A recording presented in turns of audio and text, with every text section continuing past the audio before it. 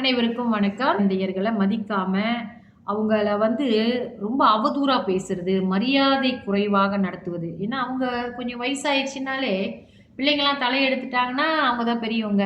அப்ப வீட்ல இருக்கிறவங்கள தாய் தந்தையர மதிக்கிறதில்ல, தாத்தா பாட்டிய மதிக்கிறதில்ல, ரொம்ப மரியாதை குறைவா நடத்துபவர்கள்.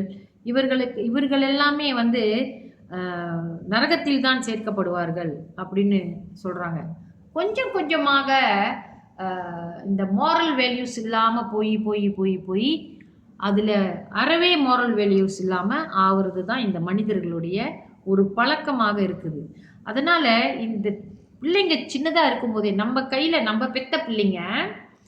பெத்த பிள்ளைங்க நம்ம வளர்க்கும்போது, அந்த பிள்ளைங்கள நல்லபடியா நம்ம வளர்த்திருந்தோம்னா, ஒரு குறிப்பிட்ட வயசு ஒரு பருவ வயது அடைந்த பிறகு, அந்த பிள்ளைங்க எப்படி தாய் தகப்பன எடுத்துக்கிறாங்கன்னு தான் தெரியல. சில குடும்பங்கள்ல தாய் தந்தைய நல்லா தான் வளர்க்குறாங்க.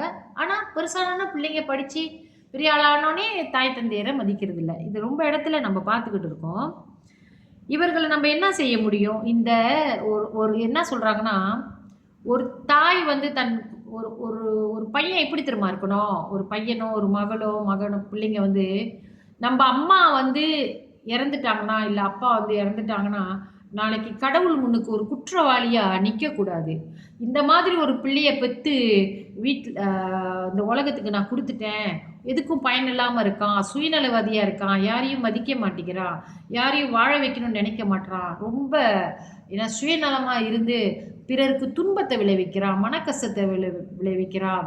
மனைவிய துன்புறுத்துறான், பிள்ளைங்கள துன்புறுத்துறான் அப்படின்னு சொல்லி, இந்த அம்மாவோட ஆத்மா போய் இறைவன் முன்னுக்கு நிக்கும்போது, ஐயோ! இப்படிப்பட்ட பிள்ளைய நான் இந்த பூமிக்கு குடுத்துட்டேனே இறைவா! அப்படின்னு வருத்தப்படக்கூடாது.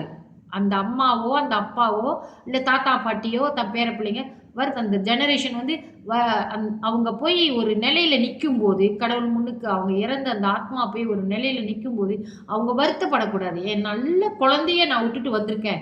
நல்ல வம்சாவளிய நான் விட்டுட்டு வந்திருக்கேன். நல்லா வளர்த்துருக்கேன். என் பிள்ளைங்கலாம் தான தர்மம் செஞ்சு மற்றவர்களே வாழ வைத்து தானும் வாழ்கிறார்கள் அப்படின்றவங்க தான் நல்ல கதிக்கு போக முடியும். இல்லன்னா அவங்க ஆத்மா எப்படி சாந்தி அடைய முடியும்? அவங்க பெத்த பிள்ளைங்க சமுதாயத்துல தவறான விஷயங்கள் செஞ்சுகிட்டு இருக்கும்போது, அந்த ஆத்மா எப்படி சாந்தி அடையும்? கருட புராணத்துல இந்த மாரி சம்மந்தமான விஷயங்கள்லாம் நெறைய இருக்கு. அதனால நம்மளுக்கு புரியிற மாரி நான் பேசுறேன் அவ்வளோதான்.